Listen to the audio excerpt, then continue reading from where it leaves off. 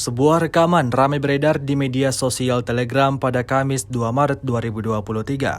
Dalam rekaman tersebut memperlihatkan detik-detik meledaknya salah satu kendaraan militer angkatan bersenjata Ukraina. Aksi penyerangan yang berlangsung di pinggiran desa sengketa tersebut membuat angkatan bersenjata Ukraina lagi-lagi alami kerugian besar. Bagaimana tidak, truk yang juga menjadi kebanggaan anggota militer Volodymyr Zelensky dalam hitungan detik hancur total dihantam artileri Rusia. Hingga insiden ini berlangsung belum diketahui pasti ada berapa jumlah korban jiwa dalam peristiwa ini.